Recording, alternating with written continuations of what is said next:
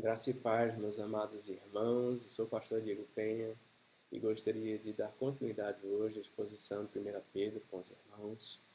E eu quero convidá-lo a abrir a sua Bíblia comigo em 1 Pedro, capítulo 2, os versos de 1 a 3.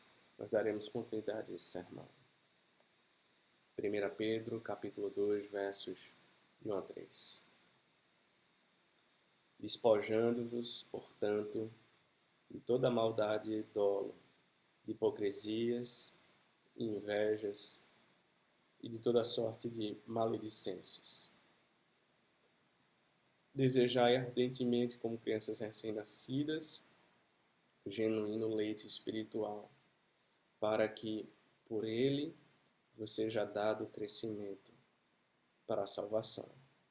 Se é que já tendes a experiência de que o Senhor é bondoso.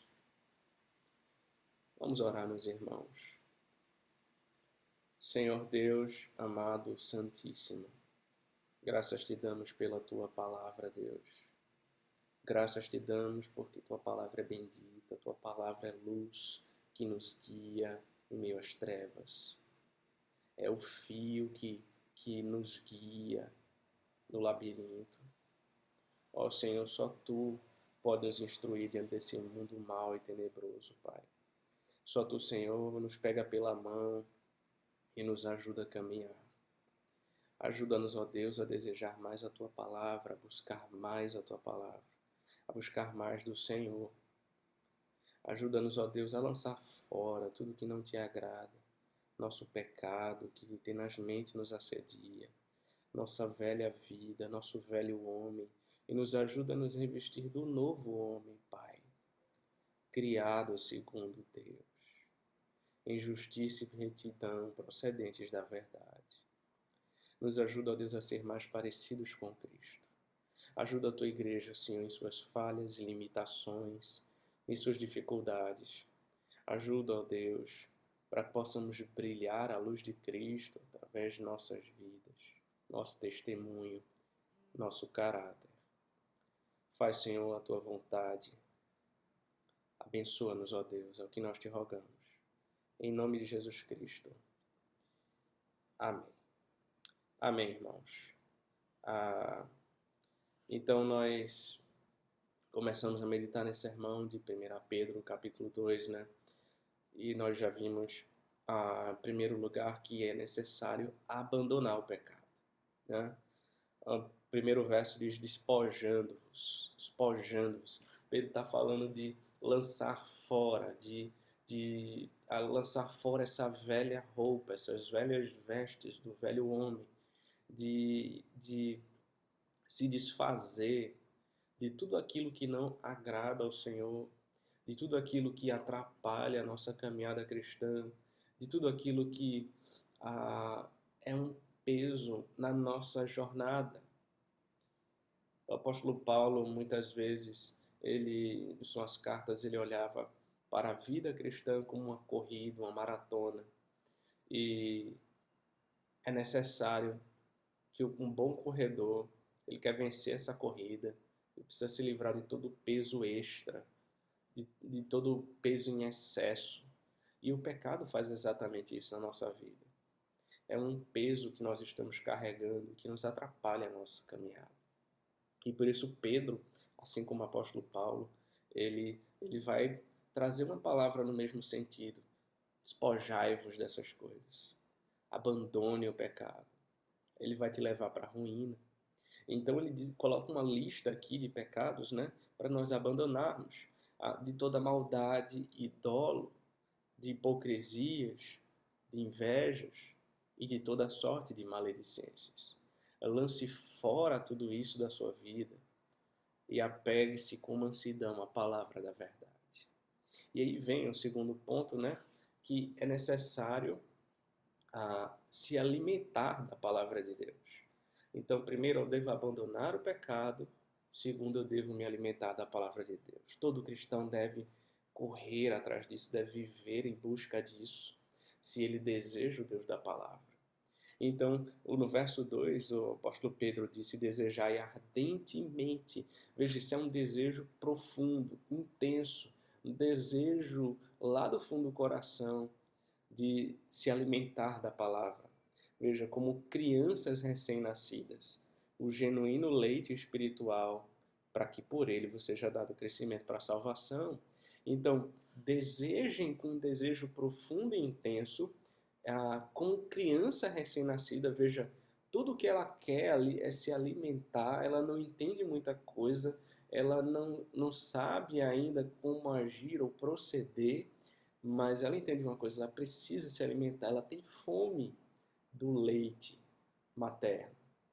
E aqui a comparação que Pedro faz, assim como essa criança recém-nascida, eu e você precisamos desejar ardentemente a palavra, precisamos nos alimentar dessa palavra, o genuíno leite espiritual.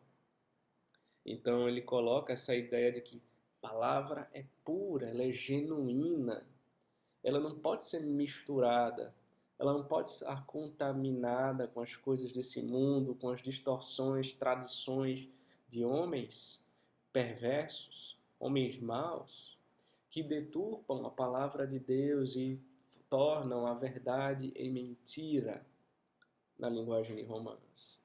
Nós devemos procurar com zelo, irmãos, e nos apegar à palavra pura e genuína, o Evangelho puro e simples. O Evangelho está na palavra de Deus. E nós devemos nos apegar a esse Evangelho, essa palavra genuína, leite espiritual. Aqui eu falei no último sermão a ideia do grego, né? Lógicos. Essa palavra também pode ser traduzida por racional. A palavra é pura e a palavra, ela é racional, irmãos. Não devemos nos buscar essa palavra, nos apegar a essa palavra cegamente. É isso que muitos têm sido enganados. Muitas pessoas, milhares de cristãos em todo o mundo, por homens que deturpam a verdade em mentira, que enganam, que fazem do Evangelho um mercado, justamente por trazer as pessoas, muitas vezes pela emoção, pelos sentimentos, e também numa falha desse cristão em não buscar a racionalidade em tudo isso, em ouvir a palavra e meditar nela e fazer como os crentes bereanos o faziam, examinar se tudo aquilo realmente está na palavra, tudo aquilo que esses pregadores estão dizendo. Nós estamos vivendo um tempo, meus irmãos, muito difícil. Hoje, milhares de pessoas se dizem cristãs, mas poucas, de fato, vivem o Evangelho. Por isso é preciso entender que a palavra é racional e precisamos buscar o seu entendimento e pedir a Deus entendimento e iluminação do Espírito Santo de Deus na nossa mente, para que possamos compreendê-la de maneira adequada.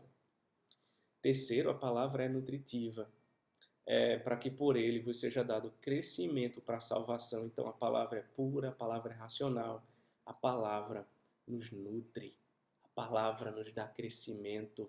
Nós crescemos na nossa jornada, na nossa caminhada cristã, à medida que vamos nos alimentando da palavra de Deus. Então, irmãos, em terceiro lugar, é necessário provar do Deus da palavra.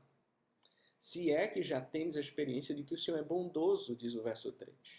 A motivação para desejar a palavra de Deus ecoa das palavras do salmista. Ó, provai e vede que o Senhor é bom. O Salmo 34, ele deve ter sido favorito de Pedro, pois ele o cita novamente no capítulo 3, verso de 10 a 12, quando ele diz, pois quem quer amar a vida e ver dias felizes, refreie a língua do mal e evite que os seus lábios falem dolosamente. Aparte-se do mal, pratique o que é bom, busque a paz e empenhe-se por alcançá-la. Porque os olhos do Senhor repousam sobre os justos, e os seus ouvidos estão abertos às suas súplicas. Mas o rosto do Senhor está contra aqueles que praticam males. Além disso, o tema do Salmo 34 é aproximadamente o mesmo que de 1 Pedro. Busquei o Senhor e Ele me acolheu, livrou-me de todos os meus temores. E muitas são as aflições do justo, mas o Senhor de todas o livra. O texto de 1 Pedro, então, diz, irmãos, se é que já tendes a experiência. No verso 3. A palavra experiência, geomai, em grego, significa provar. Traz a ideia de provar uma comida. Pedro se refere especialmente à bondade do Senhor, ou à graça que foi mostrada aos seus leitores.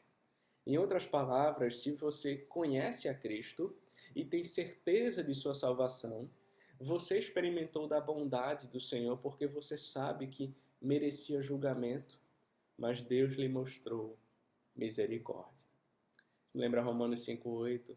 Mas Deus prova o seu próprio amor para conosco, pelo fato de ter Cristo morrido por nós, sendo nós ainda pecadores. Os crentes devem regularmente estudar as bênçãos da sua salvação, lembrando-se das muitas vezes em que Deus respondeu às suas orações. No Salmo 40, ele diz, esperei confiantemente pelo Senhor. Ele se inclinou para mim e me ouviu quando clamei por socorro.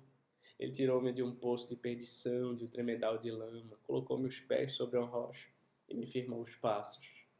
O Salmo 116 diz, amo o Senhor, porque Ele ouve a minha voz e as minhas súplicas, porque inclinou para mim os seus ouvidos.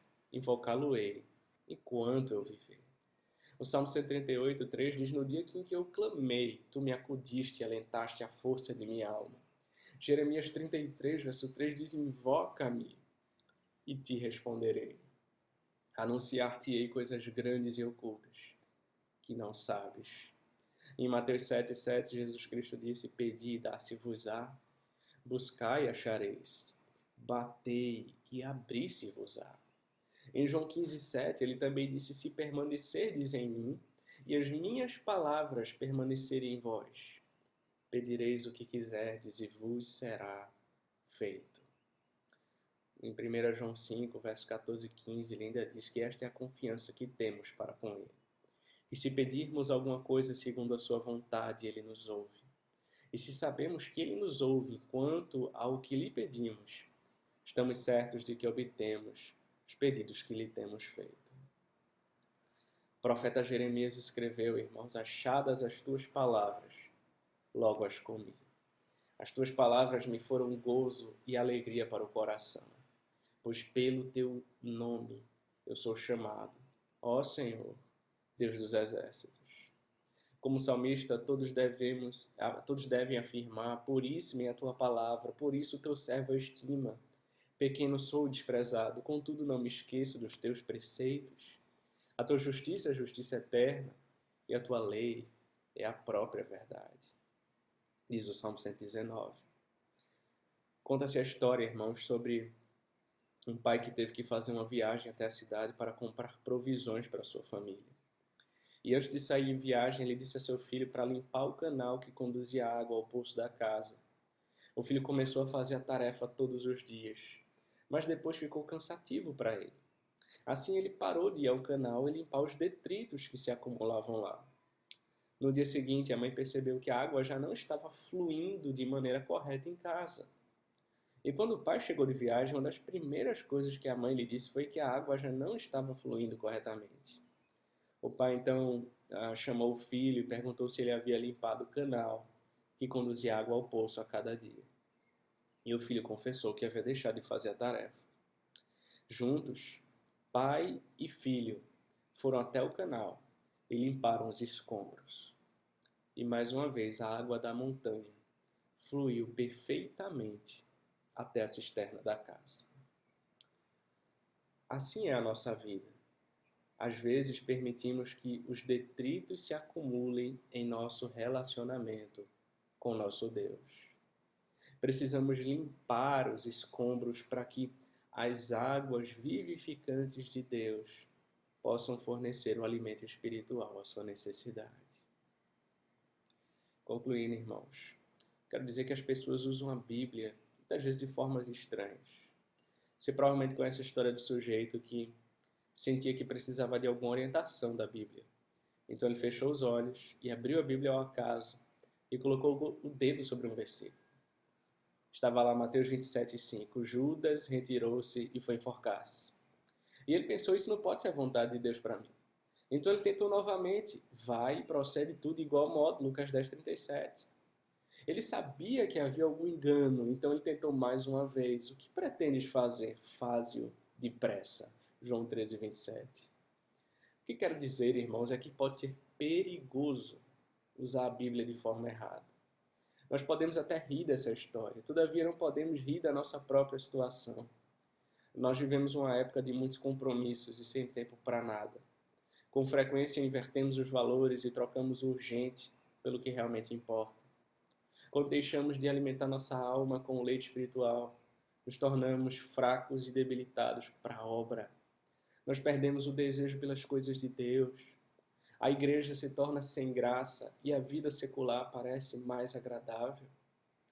Quando não temos tempo para a palavra de Deus, estamos apenas reafirmando que Deus não é prioridade em nossa vida. Por isso, para o bem da sua alma, leia a palavra de Deus. Você já percebeu que conseguimos arrumar tempo para tudo aquilo que é prioridade para nós? Uma vez um jovem estudante de violino, aluno de um renomado mestre, experimentou a alegria de participar do primeiro recital. E no final de cada apresentação, a multidão aplaudia, mas o jovem artista ele parecia insatisfeito. Mesmo após o último ato, apesar dos aplausos, o músico parecia infeliz. Porém, ao levantar o arco, percebeu que um homem idoso estava na galeria do teatro assistindo a tudo. Por fim, o idoso sorriu e acenou com a cabeça em aprovação. Imediatamente, aquele jovem sorriu com alegria, pois ele não estava olhando para a aprovação da multidão. Ele estava esperando a aprovação do seu mestre. Eu e você devemos viver para a aprovação de Deus. Seremos aprovados na maneira como crescemos no conhecimento da palavra de Deus e na santidade. Você tem sido descuidado no uso da palavra genuína de Deus? O mau uso da Bíblia conduz à ruína, mas o bom uso leva à piedade. Você realmente ama a palavra de Deus? Então avalie o seu coração e a sua vida. Vamos orar. Senhor Deus amado, santíssimo, obrigado pela Tua palavra, Senhor, que nos guia, nos instrui e nos alimenta. Ajuda-nos, ó Deus, a sermos servos fiéis ao Senhor, que buscam, que amam a Tua lei. É o que nós te rogamos, em nome de Jesus Cristo. Amém. Que Deus nos abençoe, meus irmãos.